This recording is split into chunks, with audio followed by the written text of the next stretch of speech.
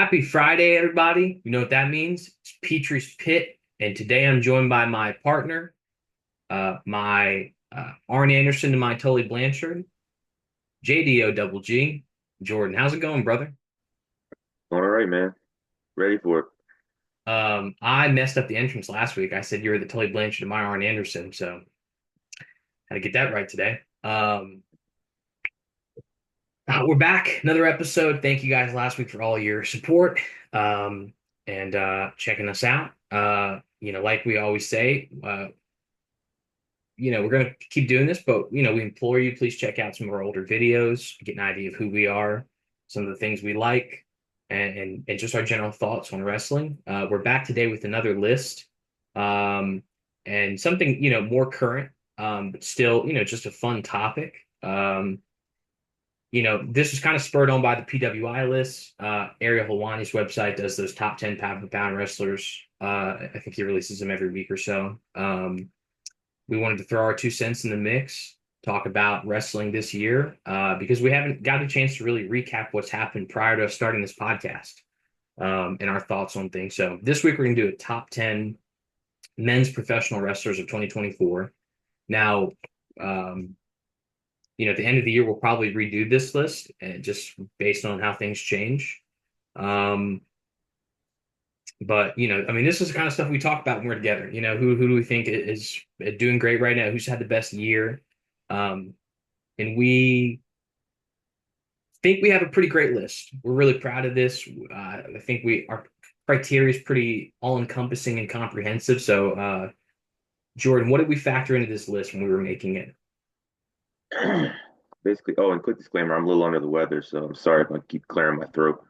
Um, but the criteria, so basically it's wins, losses, it's factors in titles won, successful defenses of those titles, the match quality, the quality of the feuds that they have, who their strength of competition, who they're competing against in these matches, drawing power, basically, how what the reaction they get from people. Are they do people give them a reaction at all?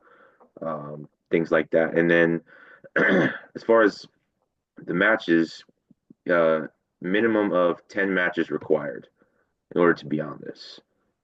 So obviously that's going to lead to some questions about somebody that we left off this list, which would be Roman Reigns, because he's only wrestled 5 matches this year.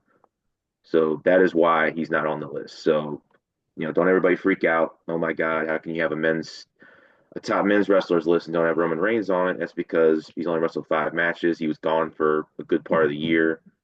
Um, so just to explain why he's not on the list. Yeah, I mean, he's wrestled 5 matches. He's 3-2 in those 5 matches. Now, yeah, sure. Two of them were main events of WrestleMania. He's also main evented.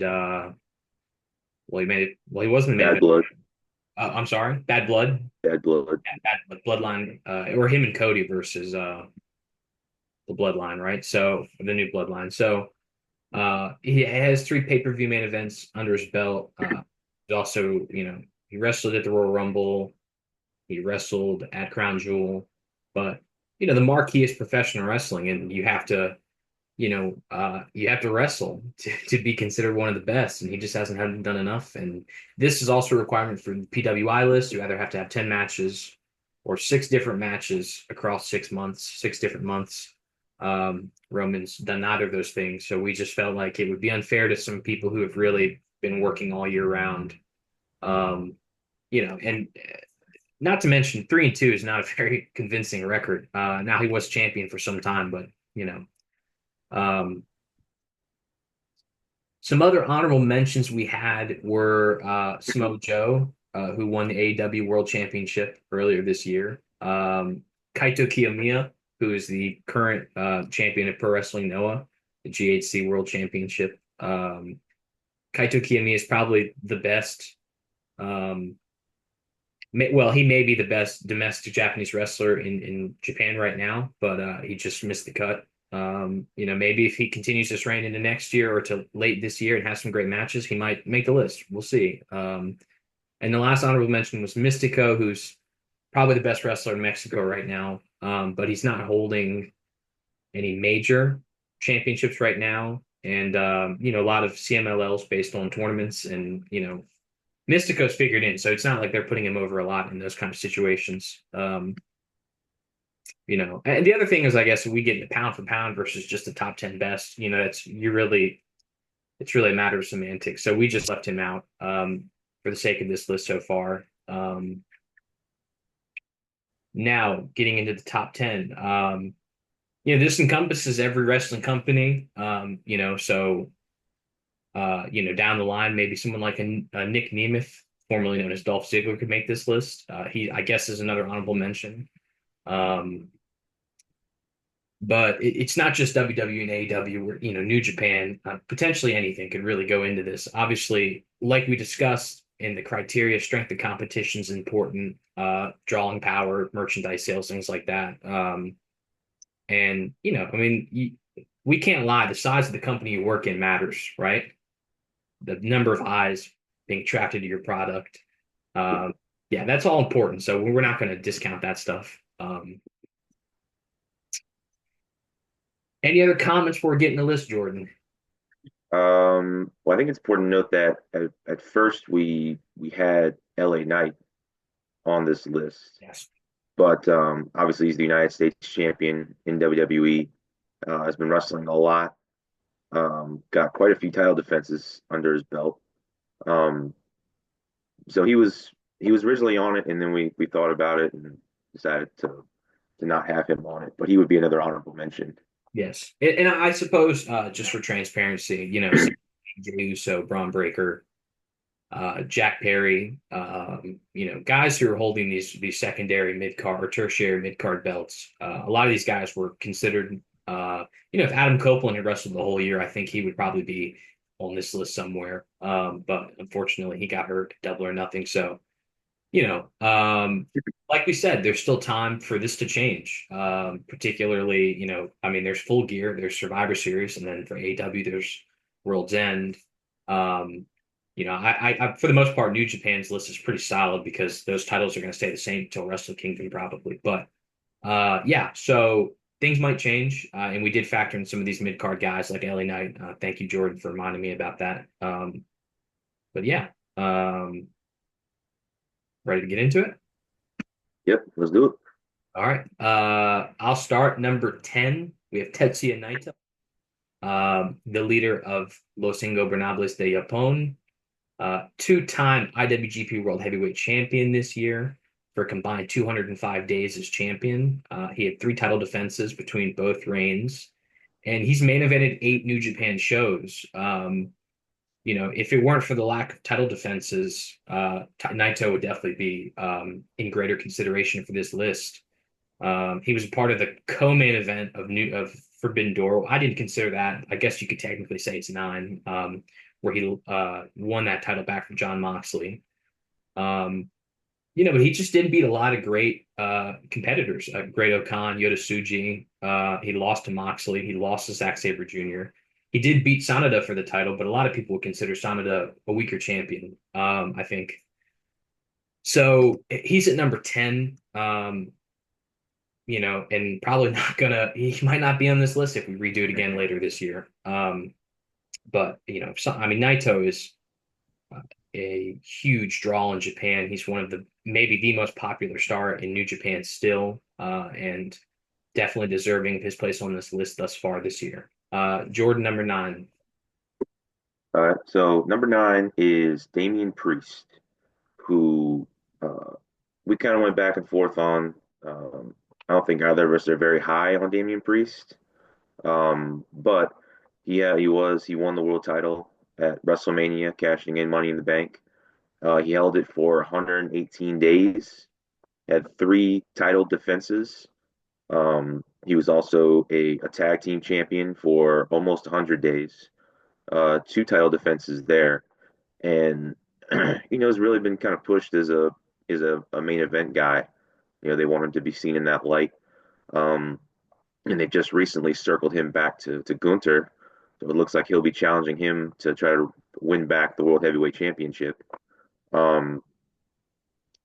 And so, yeah, having the world title for the biggest company in the world, even though it's their secondary world heavyweight championship, which can cause some issues with people. Obviously, it's not the main title, but WWE's done the whole two world title things for a long time, and it's still important. Still holds value. Um, so, and also especially the fact that he is a main event guy there, even if we don't really see him like that. Right, right. Uh, you have to give him that respect of the fact that you know, and he's defended it at the pay-per-views and looks like he's going to be involved in the title picture for you know quite a while. So, Damian Priest, number nine. If I may, he's got a great voice. He has definitely gone a long way. I think working with Judgment Day and Rhea Ripley has helped him a lot, elevate his confidence. I think really because for a while it felt like he just didn't have the je ne sais quoi of a main eventer. He didn't have that aura about him. But the dude is a creator wrestler. He uses everyone's finishers, the razor's edge, the choke slam, the super kick. He's got a hell of an arsenal. I just I'm not high on the like punk metal thing. Um, I don't know. It's just not my cup of tea. But had a good run as world heavyweight champion. There's no doubt about that. Yeah, no, I mean definitely had some great title defenses. Again, obviously defended it against Jey Uso at Backlash, defended it against Drew McIntyre at Clash at the Castle. Um, so yeah, I mean he's definitely gotten better. He's definitely improved, got more confidence, like you said, which goes with being in the main event picture. You kind of have to, you have to adapt. You have to learn to, to keep up with these other guys, and especially if you're going to be working with somebody like Gunther. You got to step your game up, and it seems like he's done that.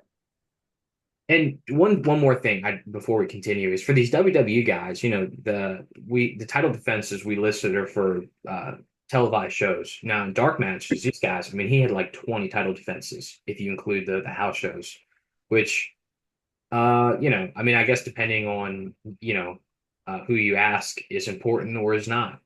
We didn't include them, but, know that those are loosely factored in somewhere in this equation, that he does tour. I mean, these WWE guys work a lot, especially a lot more than AEW wrestlers. These guys really go out and, I mean, 3, 4 matches a week. So it's impressive. And, we don't want that to be lost on, his resume. So Damian Priest number nine, number eight is Seth freaking Rollins. Um, Seth Obviously he was that. Rollins. Oh yeah, yeah. Once they go to Netflix, maybe that'll be the thing then. Uh, but Seth Rollins, so he started out the year as the world heavyweight champion, um, and he held it, for 97 days this year. Obviously, his entire reign was over almost a year. He had two title defenses. Um, Obviously, he main evented night one of WrestleMania with, in the tag match with Cody against The Rock and Roman Reigns. Lost it the next night. I think he was gone for a while. He's been gone a couple of different times. But he has wrestled. He's wrestled enough matches. He wrestled, I believe, it was like 18 matches this year. Um, and obviously, once again, he's a main event guy. Really good wrestler. You know, um, and I'm assuming he'll be in the world title picture again at some point. Right now, he's working with Bronson Reed, um, and he's getting pulled back into the bloodline stuff. So he's going to be in the main event picture still. And definitely, I mean, you look at when he was champion before. I mean, he was a workhorse. I mean, he was wrestling constantly, Mhm. and through reported multiple injuries. So the guy's he's definitely a workhorse. Um, so yeah, Seth Rollins, number eight. Um, I mean, Seth is gold standard for in-ring work at WWE. I mean, he's um, uh, about as good as anyone. Is that fair to say? Maybe the best. Yeah, He's fantastic in the ring, and if he had held that title a little bit longer, defended it more in 2024, he'd be higher. But he was injured. But I put a lot of stock in main eventing WrestleMania. I think that's a really big deal. And I know it was a tag match, but it was a great story he told with Cody. And then, not only wrestling in night two of WrestleMania, but then he comes at the end and interferes, helping Cody. Mhm. All around, just a fantastic story. And that world title reign for the World Heavyweight Championship really made that title. It's the only reason why it has any prestige. So, Yeah, um, number seven is Zack Sabre Jr. If some of you watched our wrestling list where we made listed our top five wrestlers, Zack Sabre Jr. was is in my top five. I love Zack Sabre Jr., but for the sake of objectivity, one-time IWGP World Heavyweight Champion. He is the current IWGP World Heavyweight Champion. He's had the title for 32 days. He already has two title defenses, and he earlier this year he held the television championship. He beat Matt Riddle for it in a really great match. He lost to Jeff Cobb in a fun match. Zack Sabre Jr., I unequivocally the best technical wrestler alive. He's fantastic to watch, and he's had a lot of great matches this year, including New Dominion against Bryan Danielson. That Matt Riddle match was great. He's had great matches with Gabe Kidd and a couple of great matches with Shingo Takagi. His match against Tetsuya Naito was one of the best Naito matches I've seen all year. Had a great handful of matches with Hechicero and CMLL. He's just so good. The complete package. He can talk, he can work. He's unique looking, but it fits his style. He's long and lanky and super flexible. Yeah, he's great. He's had a great year, and I look forward to seeing what he accomplishes in 2025. Maybe he'll climb this list, although I doubt it because until Wrestle Kingdom, things are kind of figured in for New Japan. They're not going to change titles. He's not going to defend it, if at all, maybe once more. So yeah, Zack Sabre Jr. number seven. Number six is John Moxley, the Death Rider. Um, Sort of the self-proclaimed ace of AEW and the current AEW world champion. He beat Bryan Danielson for that title at Wrestle Dream in shocking fashion. Um, Jordan, not a fan of it, as we've discussed on this show. Um, Neither of us are huge John Moxley fans. Let's just be transparent. I used to be a bigger fan of John Moxley's, but I think his wrestling has just declined in the ring over the last few years. He's kind of become a caricature of himself, I feel like. But he's pretty good on the mic. Every time he goes away, he comes back looking great. He's got a great attitude. He loves the company he works for. And earlier this year, he was the IWGP champion in Japan. He beat Tetsuya Naito for it and defended it four times successfully, which is a record in New Japan for title defenses of the current title, anyways. So, I mean, he had a great reign, defended it in Japan, in America, for both New Japan and AEW. And it's pretty, I mean, to hold two world titles in the same year is pretty excellent. I mean, we went back and forth on Moxley because it's really hard to rank him, in the confines of this year, especially when you're judging like kayfabe success versus the quality of what he does in the ring. It's hard to parse that. So we had him land at number six. yeah, Um, yeah. I mean, he's definitely polarizing for sure. I mean, he's pushed as a main event guy in AEW. He's usually involved in it, and I mean, especially now. I mean, he's the current AEW World Champion. He's in this main storyline of them just going through a running roughshod over AEW. And there's a lot of potential for that to elevate guys and to push some guys into the stratosphere. So we'll see how this title reign turns out. But yeah, I mean, it's a whole two different world titles and two different companies. Definitely, you have to give him credit for that. Um, and I mean, what he's doing right now, it's definitely there is interest in it. It's something that we've been kind of harping on AEW to do, which is to tell more stories. You mhm. know, build interest in matches. I mean, if this keeps up the way it's going, an interest in who he loses the title to is going to only go up. Hmm. So, I think he's definitely right now doing better than he has in the past. Definitely more interesting. Um, and, still can do some goofy stuff from time to time, but you have to give him credit for the fact that he has been a main guy there for a long time. Current, current world champion, you can't take that away from him, even though his match quality, yes, not the best, but you still have to give him that respect. And the thing with Moxley is he has room to climb this list because not only is he defending that title in 8 days at Full Gear, but then he has another defense locked in, I'm sure, at World's End. Neither of us expect him to lose his title to Orange Cassidy.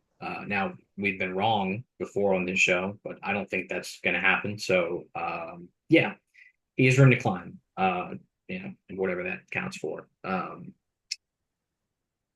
Number five, Will Ospreay, two-time AEW International Champion this year, 100 combined days, six title defenses. Ospreay is interesting because he doesn't have um, the accolades that the people at this leg of the list have. Really, anyone on this list has.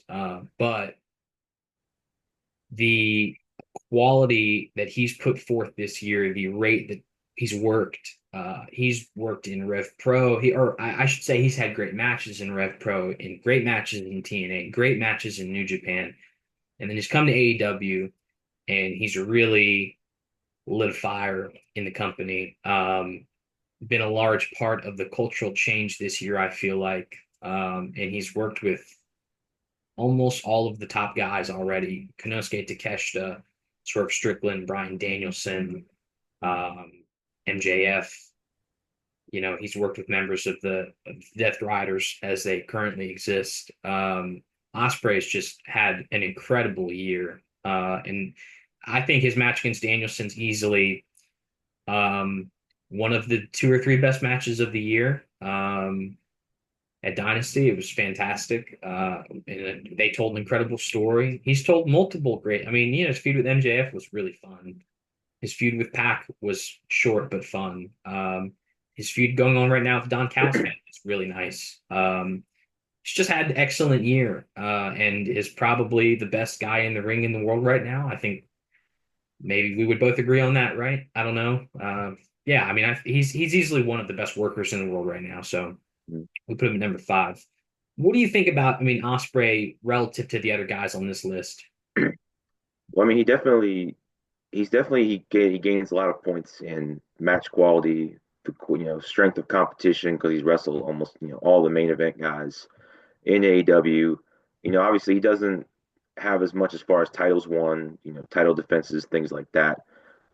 Which I think we both assume that he's going to have some world championships under his belt eventually. But yeah, I think just the match quality for him is what really sets him apart from a lot of other guys, and the fact that he wrestles everybody, and his stars only going up. He's only getting better, and I think he's one of their main draws too.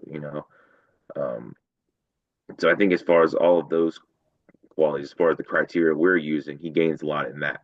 Whereas other guys have the world titles, the title defenses, things like that, like we just talked about with Moxley. It's kind of the opposite. Moxley has the accolades, but the wrestling ability is not really doesn't compare.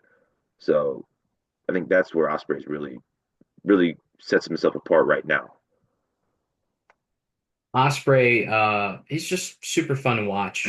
I mean, we could go on and on about just give you a list of matches from this year alone that have been fantastic. But I think you just, in summation, you look at that story he told.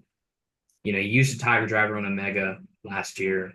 And going into this year, he told that story with Danielson about the Tiger Driver and how dangerous it is.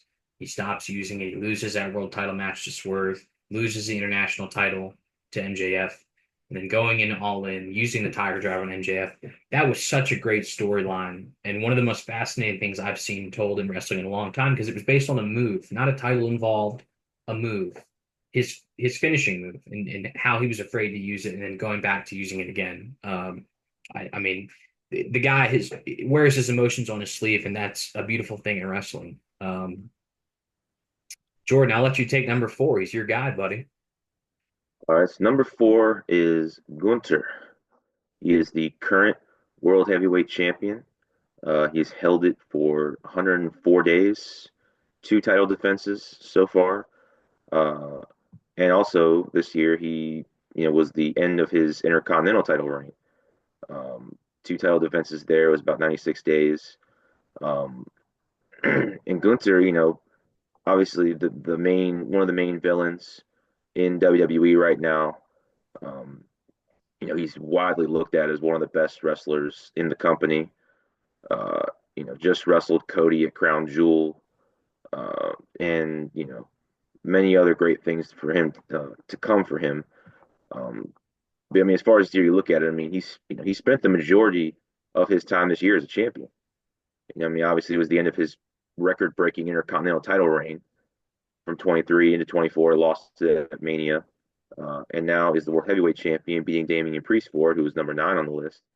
Um, and I think you have to look at it too. He's a great wrestler, one of the best that they have, and especially in a company where WWE, where match quality sometimes can be put on the back burner for the storyline and for the star power. But he is, one of the best they have. Um, and like we said, he just wrestled the WWE champion Cody. He's wrestled against. He lost it to Sami Zayn, and is always somewhere in the main picture. Mhm. Obviously, it looks like he's going to be going against Damian Priest again. Um, so yeah, going through, and he was tough too because it's kind of relative to other guys. Do we have him higher? Is 4 too low? Kind of hard to say, but I think we really feel good about Gunther at number 4 right now. And obviously, as at the end of the year, maybe he gets higher, depending on how things go. If he's still champion by then, which I think we're assuming he will be, um, could change. But right now, well, we feel like 4 is a good spot for Gunther. Two things I'll add. One, the number of great feuds he's had with, beginning of the year, the feud with Chad Gable, the matches were great. And I think that was this year. And then the Sami Zayn feud leading up to WrestleMania was fantastic. That was a great WrestleMania moment for Sami Zayn. Um, and then, they based a whole pay-per-view around this guy. Bash at Berlin was entirely booked around this idea that Gunter would be the world champion and he would be headlining that show, and it was an electric environment. And it speaks to his drawing power and what he brings to the WWE in the international market, which is not as important as America, but very important, understated a lot in these conversations. So, yeah, and we both love Gunter. I mean, we talked about Seth Rollins maybe being the best performer in WWE. Gunter, he's another guy in that conversation. He's a great worker and really understands his character well as anyone in the business today does. Number three, Swerve Strickland, one-time AEW World Champion. Spent the majority of the first 3.5 months of the year building towards that World Championship win in the feud with Samoa Joe and Hangman Page. Won the title at Dynasty from Samoa Joe. Held it for 126 days, 4 title defenses. I think Jordan and I worked this out before the show. He's main evented 4 or 5 pay-per-views for AEW this year, including one where he was not the champion at All Out against Hangman Page in that steel cage match. That was so divisive and a very had an insane ending. Swerve is, I compare him a lot to Rob Van Dam in that not it's not one for one, but he has such a unique blend of athleticism and unique offense. He's just different than anyone else in the business today. And I think someone who 20 years from now, we're going to say that guy was a real innovator. Um, Swerve just has a different persona, voice, really than anyone else in wrestling today. And I think we need more wrestlers like Swerve Strickland who are trailblazers, because there's not a lot of guys that just present themselves like he does. And obviously, there just aren't a lot of Black World Champions. Um, Swerve is, we're neither of us are the biggest fans of Swerve Strickland, but we both respect the body of work that he's put forth and how excellent he's been this year. Main evented the biggest show of AEW in the calendar year, All In. You know, and really, helped Bryan Danielson carry the build for that show. Just with how imposing he looked and the fact that he might be the one to retire Bryan Danielson. Yeah, I Any mean, Swerve? yeah, I mean it. I kind of liken it to almost, I don't know, it's almost kind of the same situation as Moxley, even though Swear's a better wrestler than Moxley. Um, but again, like you said, he was the world champion. He main evented a bunch of their shows, including the biggest one of the year, which that speaks to something that they thought that highly of him to have him main event against Bryan Danielson. Um, and then to building up to his world title win, there was a lot of momentum behind him from the audience, from the IWC, about him winning the title, about him, and because like you said, there's not a lot of black world champions. So for him to win it, and for him to kind of be, even though he was in WWE, for him to be another homegrown guy, where he really made his name in AEW. For him to go from being a tag team champion to them being a world champion and one of their main event talent, that speaks a lot. And also too, they have with the Hurt Syndicate now as big of a debut as they've had for him to be, their first feud. I think speaks a lot to what they think of him and how highly he's viewed as a main event talent in AEW. Hmm.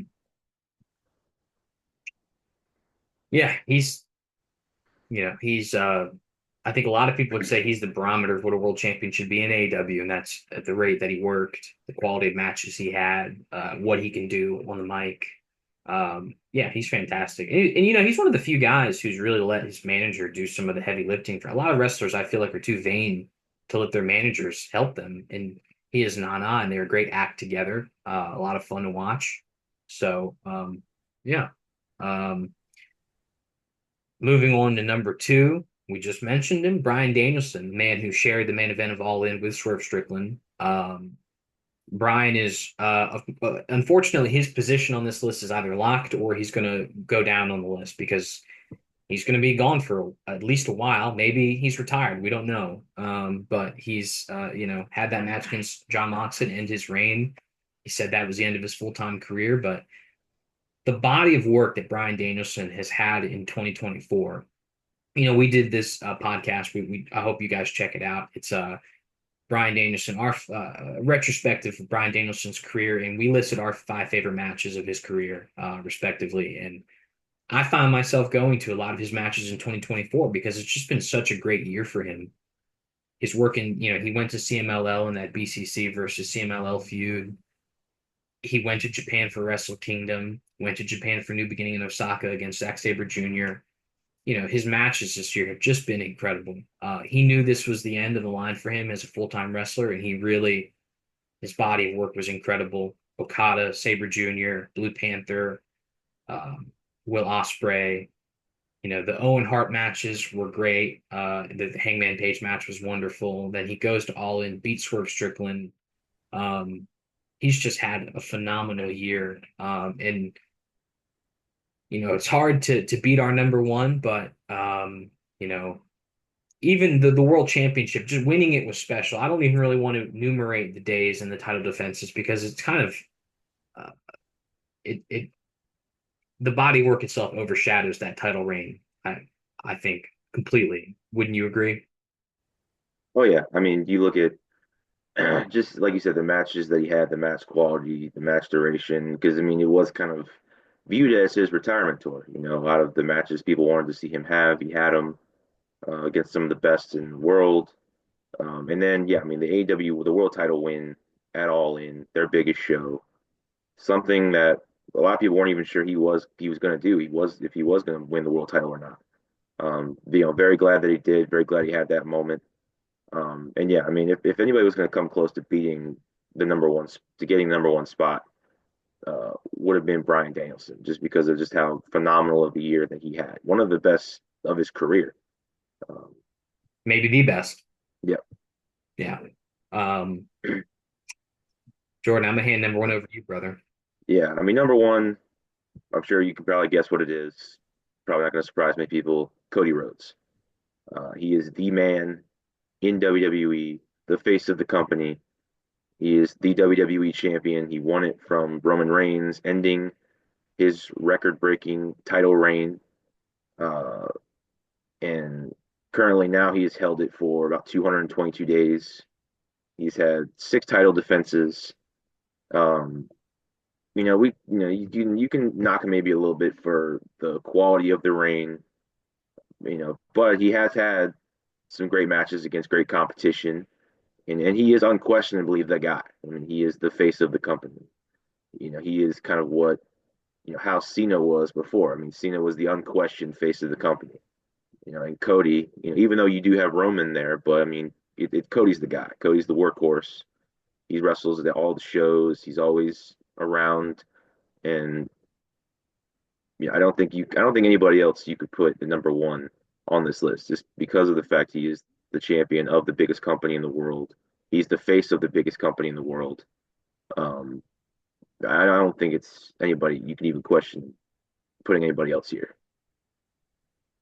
No, you look at this staggering amount of main events he's had. I mean, what has he main evented? 8 or 9 shows this year. He main evented both nights of WrestleMania. He won Yeah. the Royal Rumble, won the World Heavy, or won the WWE Undisputed Universal Galactic title from Roman Reigns. I mean, the match with AJ Styles was great. The match with Roman Reigns was maybe a match of the year candidate. You know, he's continued the feud with the Bloodline, which we've both been, I mean, well, I've been critical of, in the show. But, he main evented SummerSlam, Backlash, Money in the Bank. Uh, Help me out here. I mean, Bad Blood, or no, not Bad Blood, right? No, they main evented Bad Blood, the Yeah, tag team yeah, match. yeah, Main yeah. evented Bad Blood. Crown You Jewel. wrestled you wrestled Kevin Owens, which I don't remember if that was the main event or not. Um, I was trying to think what else he's done. I mean, the point is he's always in the main picture of what's going on at some point. Yes. He's always there, and great wrestler too. Can't take that away from him. He's a great wrestler. Can pretty much have a great match with anybody. Hmm. I mean, I mean, they had him wrestle. I think it was Carmelo Hayes on SmackDown. Just and it was a great match. So, you know, for him to be able to just be that workhorse champion, uh, I think is one of the most important things that he does. I mean, the work, in the house shows he does, the number of huge houses they've drawn, the number of sellouts leading up to WrestleMania and after WrestleMania for Raw and SmackDown. I mean, yeah, he's unequivocally the face of the company. Now you can say, yeah, Roman came back and got a bigger pop, but Cody Rhodes, an unprecedented, um, they've done unprecedented business with him chasing the title and then holding the title. And, he's another guy like Gunter and Seth Rollins, so you could consider maybe he's the best in-ring worker in the WWE. I mean, Cody's phenomenal in the ring. Um, has been since he broke out has been since he got to WWE when he was younger, but he's been, when he went to the Indies and the AEW, he really just transformed and he brought it all to WWE with a better package, better presentation, a little cleaner, a little bit more concise, and he's just been phenomenal. This has really been his year, and I don't think, I mean, he plans on wrestling for what, another 7 years or something like that. Yeah, something like that. I think when somebody asked him, that's what he said. And I think for the next 5 or 7 years, he could be number one on any of these lists, probably, because he's just that good. He's that good at everything. He's good on the mic, great in the ring, you know, uh, a great spokesman for the company. He's a great champion. So, uh, and he's probably, when we redo this list at the end of the year, he's probably gonna be number one on that list too, because he's just that great. He's been that dominant this year. Yeah, absolutely. Yeah, I don't see him dropping on the list. I don't see him losing the title anytime soon. Um, at least not until possibly WrestleMania next year. So he's got a lot more of this title reign to go, a lot more great matches to have.